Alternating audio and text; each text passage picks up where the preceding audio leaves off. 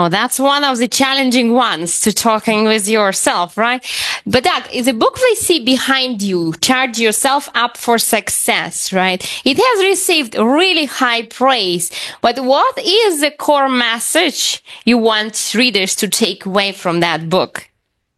Yeah, so within the book, I help people either find purpose, find their why, that's connected to their heart self rather than their head self. And that way they can follow their true mission or path, whatever it is in life. So how to find that purpose, or if you're in a job that you can't move away from, how to actually create purpose in what you do as well, generally through the energetics of how you add value to people's lives. Secondly, it helps you when we have goals in life. We sometimes, you're following towards those goals, but we sometimes have distractions.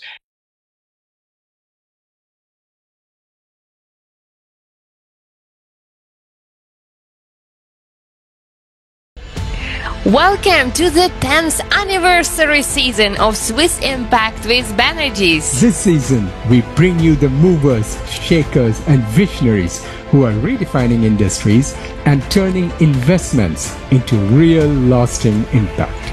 These are the investors changing the game, driving sustainability, transforming lives, and proving that profit and purpose go hand in hand. Every investment is a choice to shape the world we leave behind.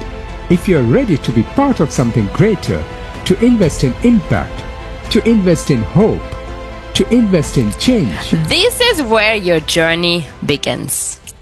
Welcome to the second episode of Swiss Impact with Banerjee. What a week it's been. We've met some incredible leaders, innovators, and investors who are actively shaping the future. They are tackling global challenges, protecting the planet, and uplifting communities.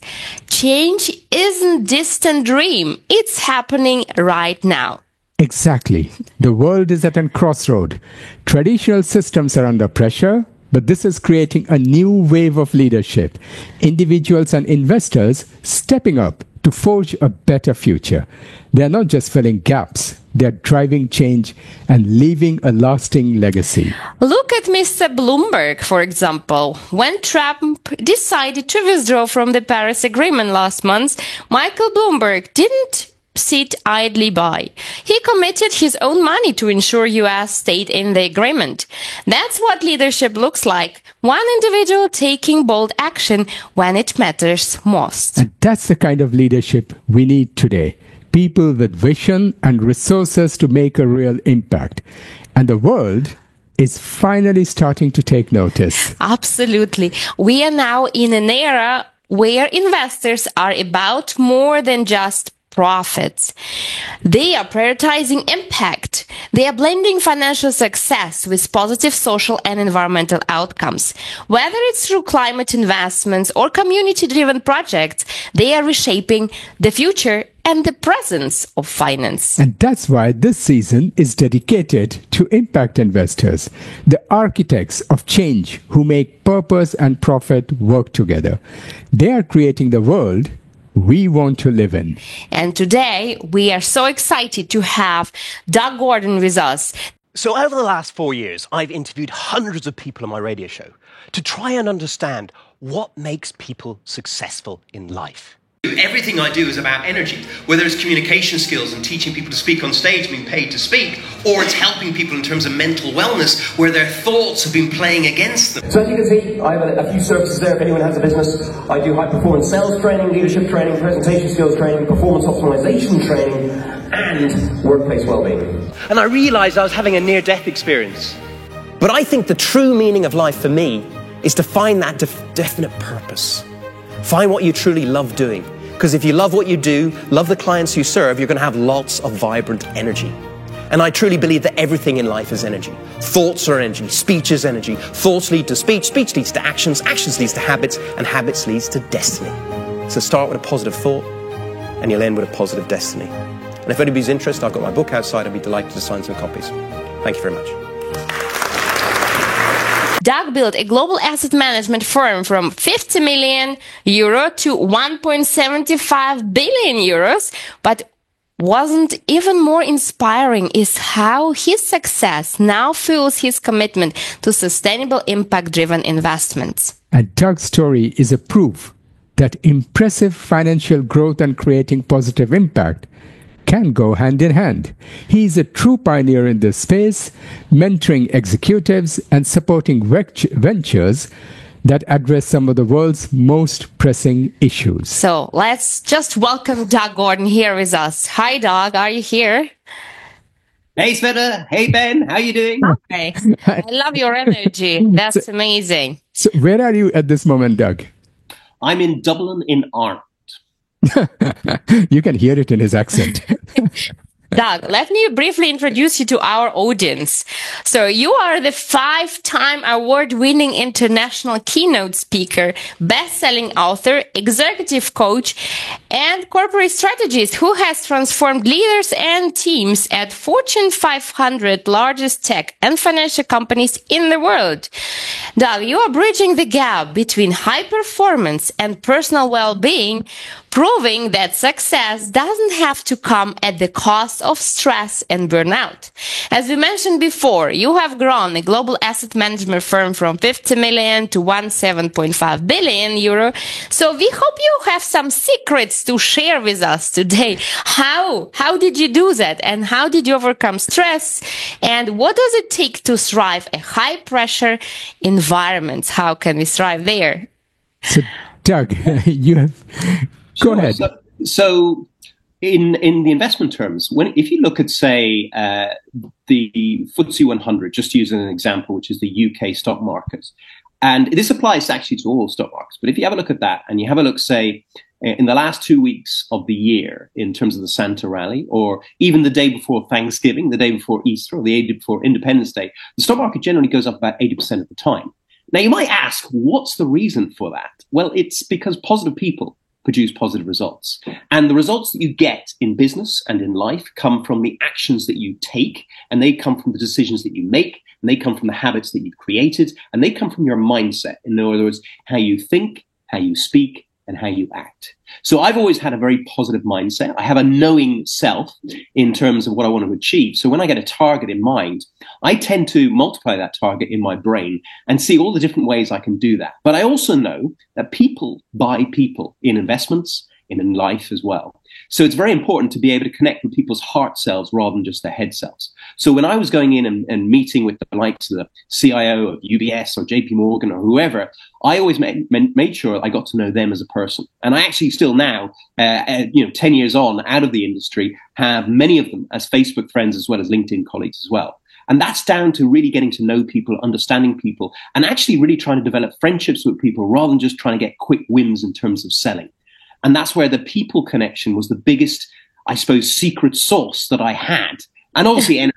I think if you work on your energy and optimize your energy, you're going to optimize your performance in life. And I always have had a lot of energy, and I've always tried to really actively listen to people, understand what their needs are, and then hopefully provide some kind of product that will match those needs in some way or form.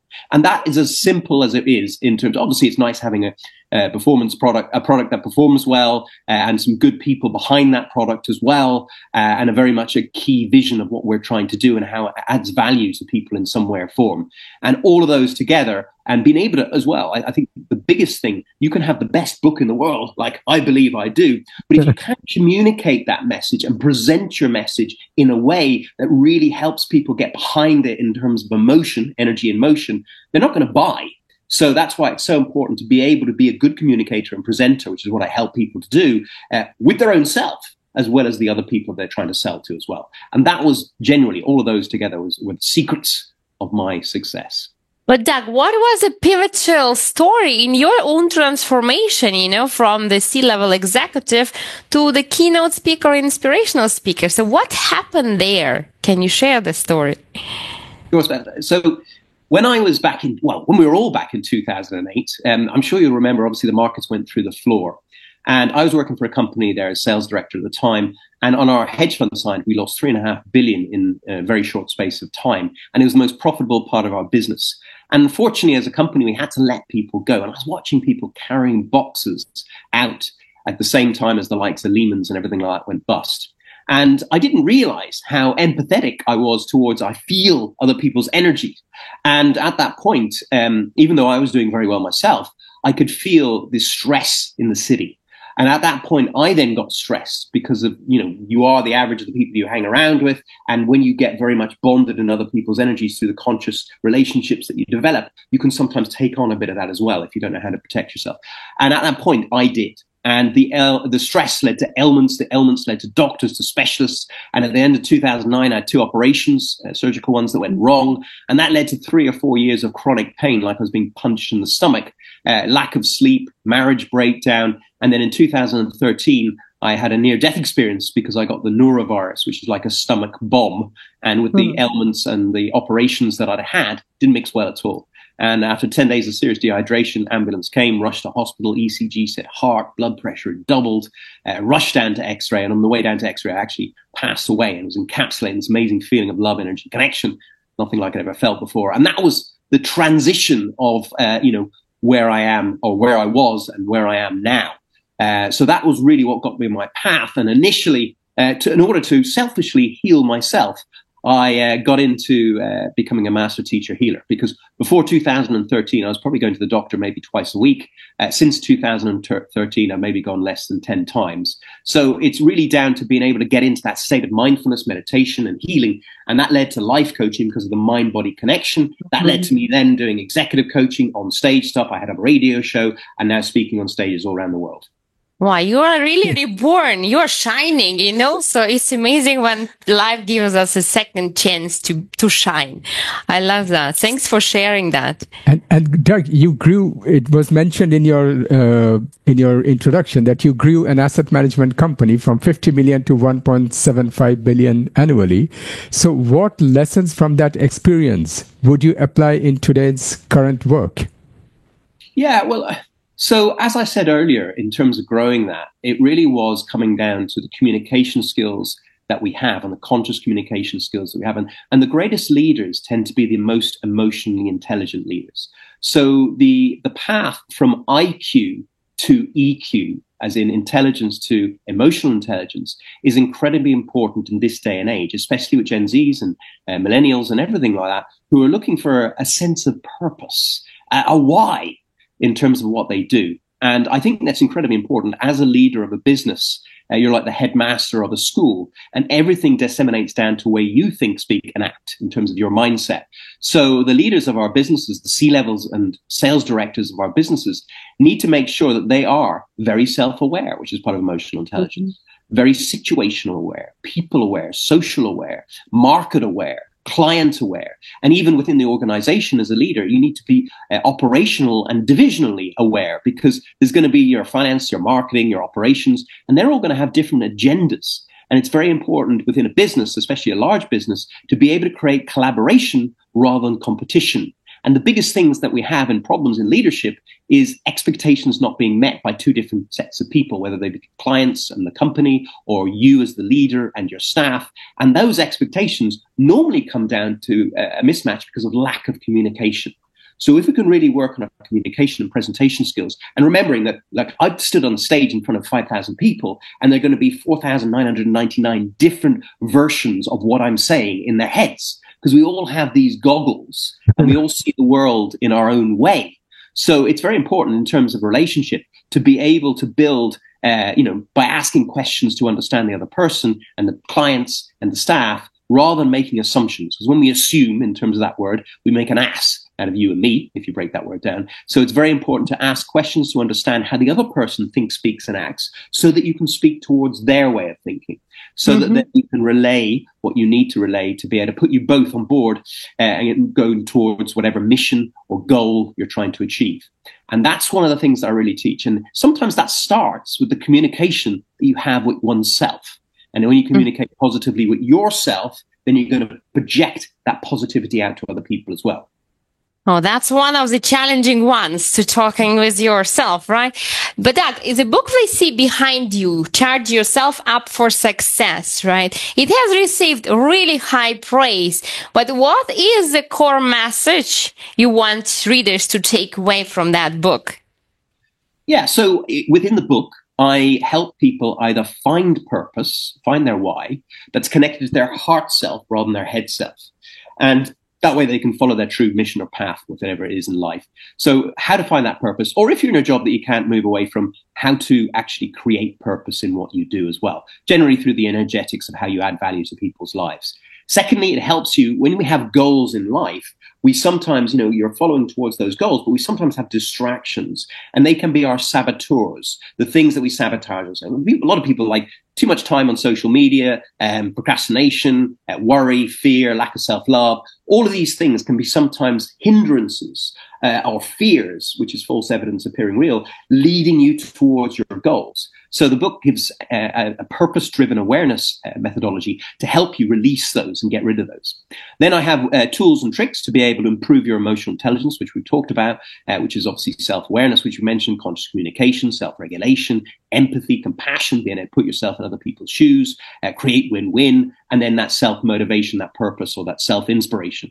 So all of those are in the book, plus in how to improve your relationships, how to improve and optimize your energy, and much, much more in there in terms of business and tips and tricks as well as that. Perfect. And let's now get to the leadership, the workplace, wellness, and mental health, which you are teaching. So stress and burnout are a very major challenge today in today's world. How do your workplace wellness programs address these issues? Well, I mentioned, obviously, in terms of stress, a lot of times people get stressed within business. It can be due to overwork, but also quite often stress comes down to relationship problems with bosses, clients, and stuff like that. And what I teach people is a state of discernment and also, as I said, purpose-driven awareness.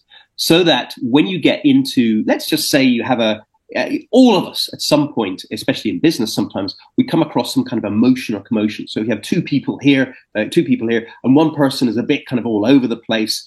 Quite often what we do, especially when we're a caring leader, we might sometimes kind of almost wrap our arms around the person and try and help them, which is great in one way, but sometimes you get wrapped into their energy as well, and there can be an explosion as you both get into that state. So what I try and help people to do is to try and create non-attachment and discernment in different situations where they can almost put themselves on the 10th floor and look back down into the situation and almost gamify life in a fun way. Mm-hmm. So they ask themselves, what am I learning here? How can I grow here? How can I use this situation to maybe either help myself grow or learn from it to help other people grow as well? So instead of getting wrapped up in this commotion of life, it's to be able to look at it as if you're playing a PlayStation game and to be able to understand, how can I play this to the best possible level to be the best version of myself and not get wrapped up in these things. Because energy is mental, physical, emotional, and spiritual. And the mental and emotional energy can drain us sometimes if we have draining employees or draining staff or draining clients. But if you can get into a state of non-attachment to these ups and downs, emotions and commotions, it can keep your energy reserves up to a higher level for other things. And that's why this is something that I teach, and I help people, role play people with that in terms of that state of awareness. Also, though, conscious communication, I believe your word is your wand. And I teach people in terms of what are they saying, how are they saying it, what kind of words are they utilizing to make sure and self-check that they're not sabotaging themselves. In terms of, if it was your wedding day, you might say, I hope it doesn't rain on my wedding day. But I believe you're sabotaging yourself automatically because you're putting the energy of the words rain and wedding day together in that sentence. So I hope it's sunshine and blue sky instead. So it's about having a look at the instead of awareness of how you speak, think, and act, and how you think as well in terms of all the surroundings that are going on around you. And then on top of that, I am a master teacher healer of 5 modalities of healing. I'm a trained mental health professional, and I'm a mindset coach as well. So I utilize all the ideas in terms of psychology, spirituality, in terms of well-being and everything, and bring those together to give people tips and tricks, which you'd have to come to my seminars and webinars to be able to find out, or bring me into your business to find out, to enable you in the moment to be able to control your emotions and control your stress, if that makes sense. Yes. Wow, that's so much information per second. It's fantastic. But, I think you're completely right. People don't observe themselves enough, and they need to be like in the middle of themselves to look at negative and positive sides, to be able to see all the attachments they have, and then to take the right action, not the automative action. So thank you for this valuable input. And Doug, now let's go back to corporate world a little bit. You worked with global giants. So what common leadership challenges do you see across industries? Because we need those global guys to change for impact, to thrive, right? So what the challenges are they facing in leadership, and how do you see that they really could contribute to the better planet that we really need, their engagement as well? How can we make them engage? Yeah, so I've obviously worked with a lot of big corporates right across the financial world, the healthcare world, and the tech world especially, and construction recently as well. And during that time period, I've seen different types of leaders. I've seen leaders who are amazingly inspirational, where they'll treat the janitor in the same way as they'll treat the CEO or the assistant CEO. And then I've seen other people who don't. And quite often what happens is, in terms of leadership, is that people want to be, they think they'll be happy when they're this manager, and then they'll be happy when they're that director, and then they'll be happy when they're that head of, and then they'll be happy when they're that CEO, and they're never happy. So it's very important to really kind of understand that if you're working for them, and understand that, it's not sometimes about when they are projecting their unhappiness on you or other people. It's not necessarily about you. It's just about them. And when you can have that harmony of empathy towards them, it can really help. Because in business, I see a lot of leaders sometimes, not so much now, but in the past, they sometimes blame others for where they are. And sometimes I think it's much more than sometimes. Yeah, and when you point that finger, there's three pointing back at you as well. So when you take responsibility for your change, your mindset, and your well-being in all ways and all forms, you might just find that the people around you change as well. And leadership in the old days was about command and control and motivating people with a carrot and stick approach. But really, I think now with the millennials and the Gen Zs and so on, it's very important to create a state of inspiration and trust. And that's where you have to communicate effectively your collective goals in order to create collaboration towards those as well. So this really takes a different way of managing people, or in fact, not really managing people, but leading people by example. It's not so much about telling people what to do. It's leading by that example and showing them that you can actually do it yourself, but you are there as a team to make sure that you can achieve those goals together for the clients, and help them understand what the purpose, what the why is that they are doing it for, so that it adds value to some people in some way or form, or it has a service that makes people's lives easier in some way or form. So, for example, when I was leading a team over in one particular investment management world, there was a guy who came up to me who was one of the leading software, hardware IT guys. And he said to me, Doug, I don't feel inspired. And I said to him, well, look, I know you get a lot of complaints about the IT-oriented stuff within the business, but have a look at the logistics of what you do and how it adds value to the end customer. When you help us do better deals, do better market research online, make sure the valuations are done on time, all of those are giving a better service to the end granny or grandpa, enabling them to make sure that they maybe have a better investment scheme, and in turn be able to buy a better investment home, buy a better, look after their children better, give more to their charity or whatever it is. So when you can see the energetics and help your client as the leader, help leaders, their staff see that, it can really help. But there are some leaders still who are, they are there at the peak because they like to be the center of attention, and they aren't really thinking of other people. They're charming sometimes. With why? It's ego. It is ego. Yeah, ego. And ego, I always say, is an acronym for edging God out. Or Earth guide only. That's a good one. Edging God out. And I think, when we are connected to our heart self, our higher self, and we're coming from that place of love, where we're trying to create lots of vibrant... Finally, you say this word. I was thinking, when is he going to say the word love? Because it all comes to that. So I'm happy you say that. Good. Well, at the end of the day, Sven, if you're employees and your own self can spring out of bed every day in a sense of love for what you do, love for the people you work with, and love for the clients you serve, you will have lots of vibrant energy in terms of that acronym of love. So that's what it's really about. It's trying to create that within the organization and business. But that sometimes leaders need to make things a bit more fun. So I used to do business plans all the time. The business plan would get stuck into the drawer and it would come out at the end of the year for bonus time. You did this, you didn't do that, and so on. And that's a waste of time. And that's why the idea of implementing stuff, which I try and implement, is vision boards, goals with I am grateful statements to make them fun, goals that you put on your computer that people pass by in the office and they say, oh, you're doing that this week. That's interesting. Oh, maybe I can help you with that. Oh, you're trying to go for that client. I know somebody there. So there's collaboration and connection within the business. That can really help create a different type of environment within the organization and make it more fun. And I think sometimes we forget to have fun when we're doing something that we do most of our life, which is our job. And it should be the leader's job to make sure that everybody, yes, works professionally, but yes, has some fun along the way as well.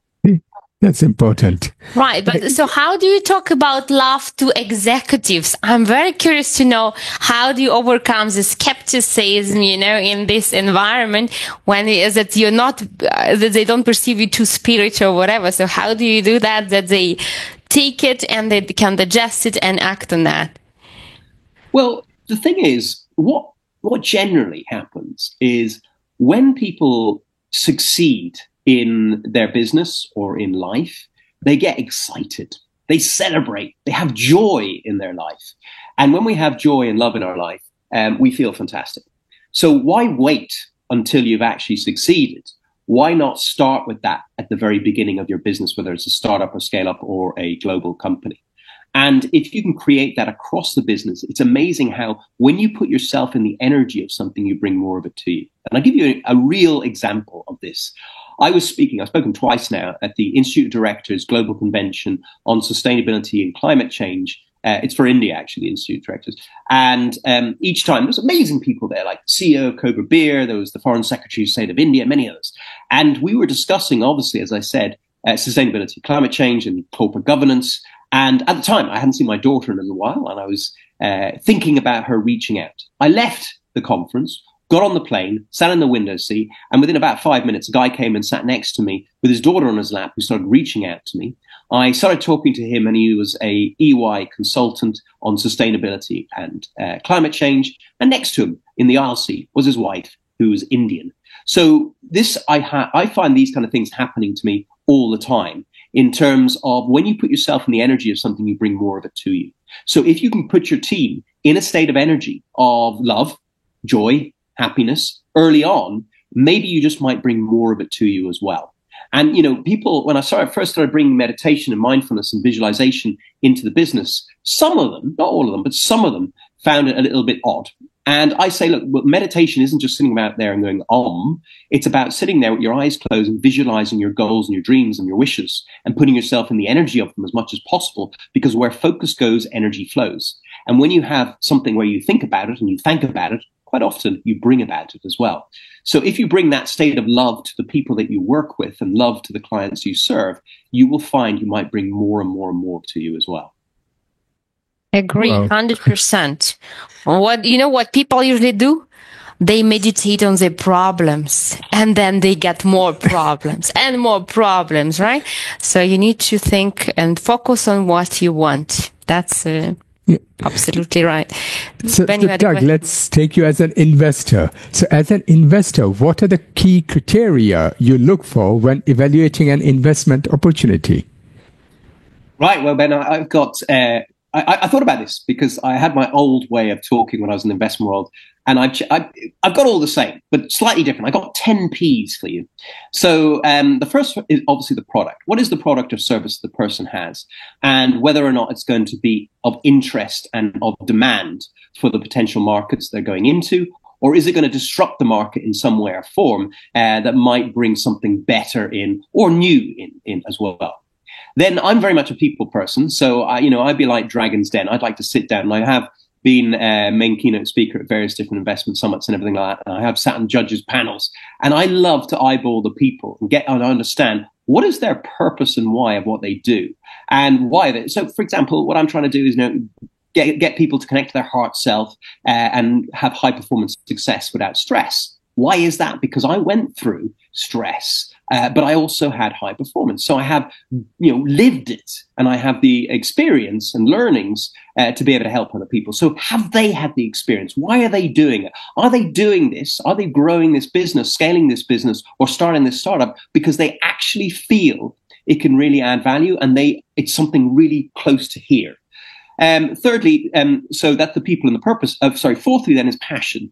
Do they have a passionate energy for what they do and how they relay it in terms of their communication? Because if they go in, and as great as it might be in some kind of scientific revolution or something like that, if they don't have good communication skills to be able to relay that to other people, nobody's going to buy, because people buy people, as I said.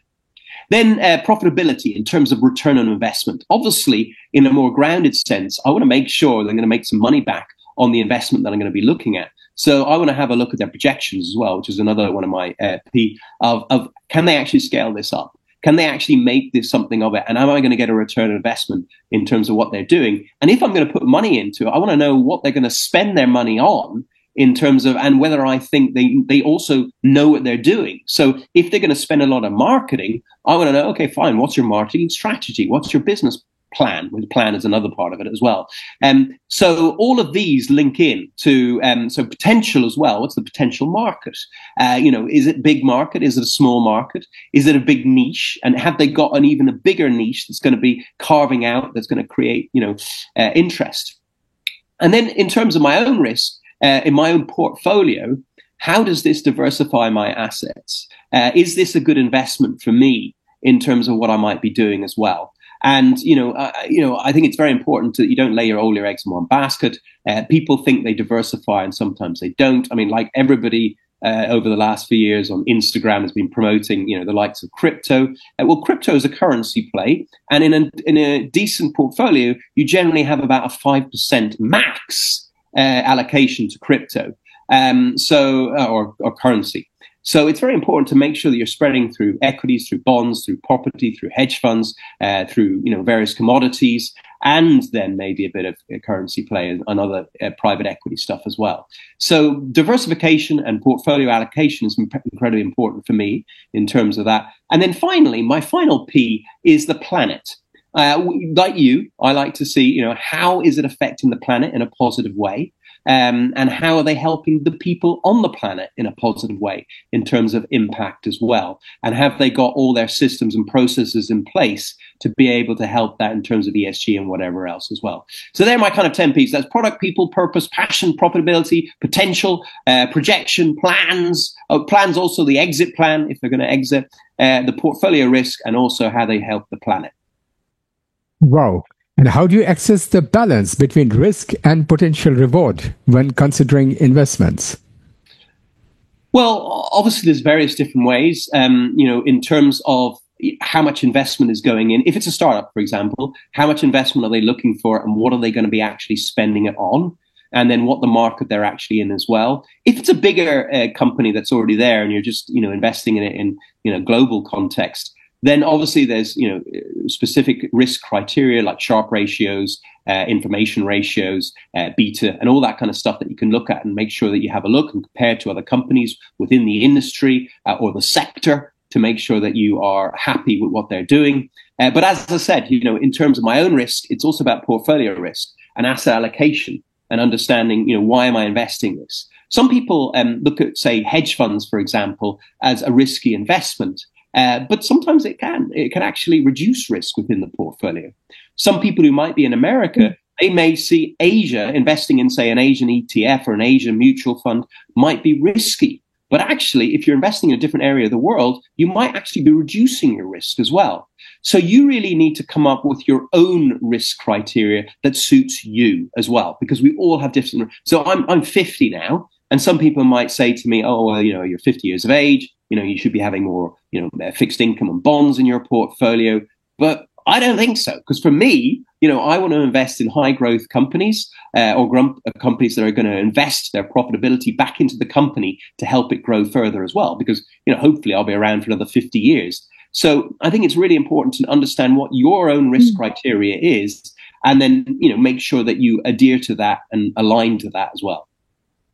Great, Doug. Let's play a game. Let's take our company Impact Investing Solution as a practical example. So, IIS does education, media, and fundraising with a mission to shift more capital towards impactful businesses.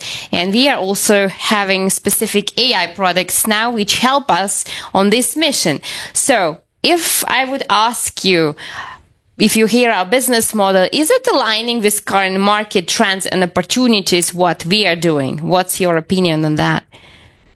Oh, 100%. And I love what you guys do because, even, the fact that you brought me on here and everything like that, it gives us an opportunity on a platform to touch as many hearts as possible through education and through outreach. And by doing that, we can help hopefully more people grow, but also create awareness of what you guys are doing, what I'm doing in it as well, so that we can collaboratively together help more people. But also someone might be listening to this and think, wow, those guys there, in terms of impact investing solutions, they've got some really good ideas. They have a track record in terms of building a business successfully, in terms of, taking in over 500 million of potential investment for people as well. And maybe I should get in touch because maybe I've got this superb idea that could change the world. Maybe we can partner together in some way or form. And I think what you're doing in terms of the education and the branding and the outreach and also the fundraising is absolutely key for people. And, I do it in a different way. But it's a really, if you have, experience, money is just an exchange of energy, right? So if energy is down to the experience that you have over a long period of time, it's down to the knowledge that you have as well, and obviously time. So if you can mix all of those and you've got some great experience and great knowledge that you can share with people, help people, and you've also, like ourselves, both you guys and myself, have a large outreach in terms of lots of people that we can actually utilize to help other people as well, then why not bring that to the world in some way or form? Exactly. Good to hear. and how important is the social and the environmental impact of IIS in your evaluation process? Well, I 100% am behind what you guys do because, as I said, I've spoken to the Institute of Directors, Climate Change and Social and Sustainability. I've spoken across the world. Even I was speaking in Los Angeles not long ago about having a sustainable mindset and everything like that. Mm-hmm. And I think it's so important that we educate people in terms of how important this is going forward, because resources are finite. And we can see in terms of, regardless of people denying it, there is climate change going on. And we can see that very clearly. Even I'm a skier and I can see the ski resorts seem to be snowed in a different time. And, sometimes it can be, the temperatures can be very different than what they used to be when I started skiing 30 years ago. So I think we can see all these things happening around us, and we are the culprits, or largely the culprits. There is an argument for, just over history, the world changes and the earth changes. But at the same time, we can very much see, I've done a lot of projects helping people in terms of, the amount of plastics that are in the sea and everything like that. And, how it affects the environment, fish and plantation within the sea and everything like that. And you can see that very clearly. And, it's incredible how much plastic bottles are all over the place now. And that's just one example of many, many different examples that we could utilize. So I think it's very important for us to take responsibility. As I said, when we put fingers, 3 pointing back at us. So we need to take responsibility. And it can just start with you. If you start, maybe doing filtered water with a metal bottle rather than using plastic bottles, that just in one area can really make a massive difference. If you are being conscious about how much water you use, how much energy you use, that can just make a big difference as well. And it's the small incremental steps that we do that then can filter into our companies and our mindset. And you never know, when you start getting into that energy, as I was saying, one of you out there who's listening to this might come up with some inspirational idea to revolutionize energy in some way or form. There's some amazing energy ideas out there that I've seen in certain platforms which don't seem to have come to fruition. And I do wonder it's because certain governments, want to keep the oil and the gas going as long as possible because they make a lot of money out of it. But there are, free energy sources now that are being come up with that potentially could change the world. I'm not just talking about solar or wind power. I'm talking about a lot of other things that are coming, in terms of the electromagnetic waves within the environment and stuff like that. Exactly. if people really work together and and take a more conscious long-term view rather than just looking for money, we might find the world change very rapidly and our environment change more for the better rapidly as well. Exactly. Yeah, the key word is unity, right? So if we don't sit in our ego and think we are just there to care about our own family and that's it, then the world would look differently. So maybe very last question in this game for you, Doug. So if you were to consider investing in IIS, what would be your top reasons for doing so? Well, I said in my investments into Anywhere, it comes down to people, purpose, and passion. And, I spent a bit of time at Ben, and I have to say he's one of the most passionate people I've met and really has a sense of purpose to try and add value to the world. And you can see that in a sense of authenticity and trust. And I think in any investment decision and also any relationship that you have in business, it does come down to those most important things of authenticity and trust. And that would be one of the main key reasons for my experience in terms of investing with anybody. And also within no time whatsoever, Ben was introducing me to someone over in the Philippines who's helping, children that have been trafficked. And it's something that I've worked on a little bit before as well. So I can see, he's a man of action rather than just words as well. And obviously, to be able for me to talk about that briefly in a conversation that we had in an hour and a half Zoom, and then a week and a half later, I'm speaking to the organizer of the whole organization, or the founder of the whole organization, just shows the kind of reach that you guys have. And, that reach can, really help a lot of investors out there. And by collaborating our money and our resources together, it can make a massive impact on the world. And that's what it is. It's not going to just take one person. It's going to take a collaborative team effort to really make that change. I mean, thanks, Doug, for playing this game. Thank you, Doug. So what is next for you? Are there any exciting new projects or books you are working at?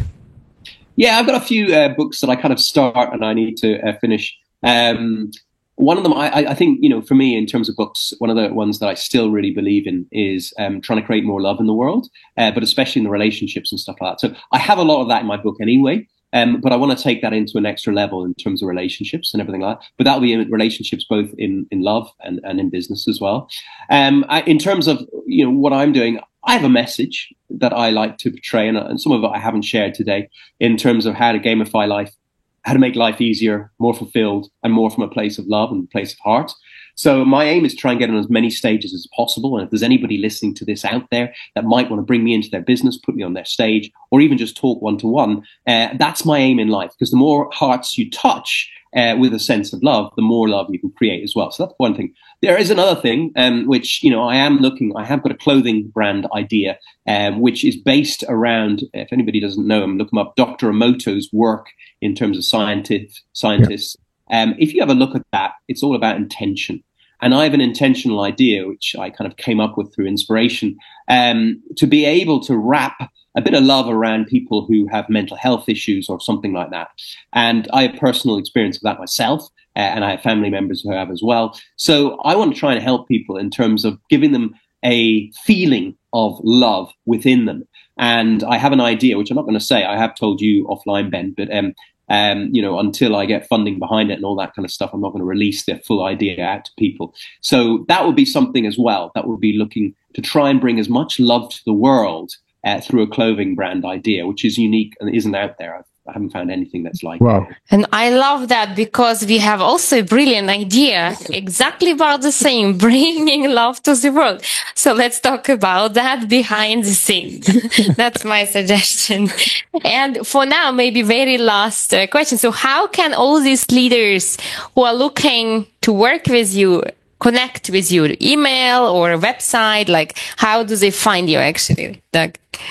Yeah, so obviously my main platform is LinkedIn. And the reason why I use LinkedIn rather than the others is because it's the most authentic one. And so I've got about 26,000, a bit over there now on LinkedIn. Please reach out. I do get a lot of questions and a lot of messages, but I do tend to come back to serious people all the time. And on, like I did with you, Ben, obviously. Yes. And now we've become friends. So look, I think, that's probably the best one, but I also have a website called DougDGordon.com. That's Doug, D-O-U-G, D in the middle, and then Gordon, Gordon.com. And you'll find loads of podcasts and shows on there, which will give you insights into being able to help in different ways and different forms. So there might be some information there that might be to help. Get in touch. Let me see if I can help. I've worked in all different companies, whether it be global companies like Dell, Samsung, JP Morgan, and so on, right down to small SMEs. So be delighted to help anybody out there whatsoever. Great, Doug. Thanks so much for joining us today. We are looking forward to continue our conversation on love and more. And thank you so much, guys. And thank you, everybody who's listening as well. Really appreciate it. Thank you. Thank you so much. Dear audience, with this, we end the show off today. And I think I am in love with this year because we started it with love and we continue every month bringing some love-inspired guests, which is amazing. If you focus on that, that's what we will have all over the planet. Love, peace, joy, happiness, all over. So I hope we could inspire you. And also, obviously, Doug was so inspiring today. And we see you next week. Yeah. Bye for now. What an inspiring conversation. Impact investing is more than just finance. It's about shaping the world we want to live in. If this episode sparked new ideas or possibilities for you, don't keep it to yourself. Get involved. Subscribe for more powerful insights. Follow us on social media and be part of this movement. Are you an investor making a difference? We'd love to feature your story in our next episode. Reach out and join us. Let's build a better, more sustainable world, isn't it? Together. See you in the next episode.